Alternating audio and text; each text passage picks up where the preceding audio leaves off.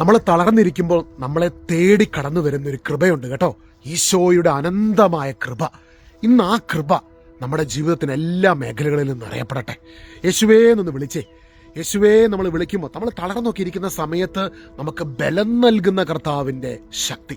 ചിലപ്പോൾ തളർന്നിരിക്കുമായിരിക്കും, ചില ചോദ്യങ്ങൾക്ക് ഇനി എന്താകും എന്നൊക്കെ ഓർത്ത് ഭാരപ്പെട്ടിരിക്കുന്ന സമയത്ത്, ആൻസൈറ്റി ഉള്ള സമയത്ത്, സ്ട്രെസ്സായിരിക്കുന്ന സമയത്ത് ഈശോയുടെ ഈ കൃപ നമ്മളെ പൊതിഞ്ഞു പിടിക്കും.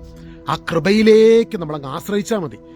പൗലോസ്ലീഹയോട് ഈശോ പറയുന്നുണ്ട് 2 കൊരിന്ത്യർ 12 അധ്യായത്തിൽ, നീ ബലഹീനനായിരിക്കുമ്പോഴാണ് കൂടുതൽ ശക്തനായിരിക്കുന്നത്. അതിൻ്റെ കാരണം എന്താ? നമ്മളൊക്കെ ചില ചോദ്യങ്ങൾക്ക് ഉത്തരവില്ലാതെ ആൻസൈറ്റിയും സ്ട്രെസ്സും ഒക്കെ ആയിട്ട് വിഷമിച്ചിരിക്കുന്ന, തളർന്നിരിക്കുന്ന സമയത്തുണ്ടല്ലോ, ഈ കൃപ അങ്ങ് വന്ന് നമ്മളെ അങ്ങ് പൊതിഞ്ഞു പിടിക്കും.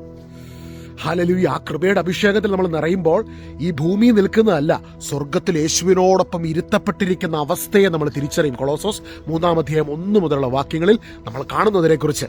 ക്രിസ്തുവിനോടൊപ്പം നിങ്ങൾ ഉയർപ്പിക്കപ്പെട്ടെങ്കിൽ ക്രിസ്തു വസിക്കുന്ന ഉന്നതത്തിലുള്ളവയെ അന്വേഷിക്കുവിൻ.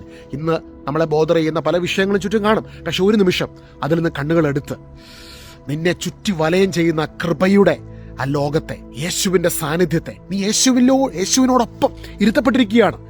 സ്വർഗീയ സ്ഥലങ്ങളിൽ നിന്റെ ആത്മാവ് നിഗൂഢമായി അവനിൽ സ്ഥിതി ചെയ്യുന്നു.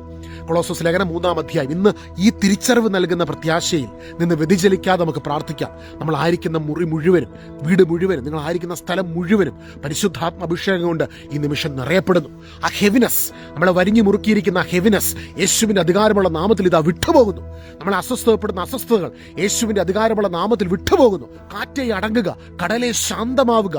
ലഗ്യോൻ ബാധിച്ചവനെ തേടിയുള്ള യേശുവിൻ്റെ യാത്രയുടെ മുൻപിൽ വലിയ പ്രതികൂല കാറ്റുയർന്നു, പേമാരി ഉയർന്നു. അതിനെ യേശു ശാസിച്ചു. ചില പ്രതികൂല കാറ്റിന്റെ പിന്നിൽ ദുഷ്ടാരൂപിയാണെങ്കിൽ ഇന്ന് യേശുവിന്റെ നാമത്തിൽ നമ്മൾ ഐക്യമത്യപ്പെട്ട് ശാസിക്കുമ്പോൾ യേശുനാമത്തിന്റെ ശക്തിയിൽ എല്ലാ പ്രതികൂല കാറ്റും അടങ്ങട്ടെ. നിന്റെയും എന്റെയും ജീവിതത്തിൽ വിടുതലുകൾ ഇന്ന് സംഭവിക്കട്ടെ യേശുനാമത്തിന്റെ ശക്തിയിൽ. ആമേൻ.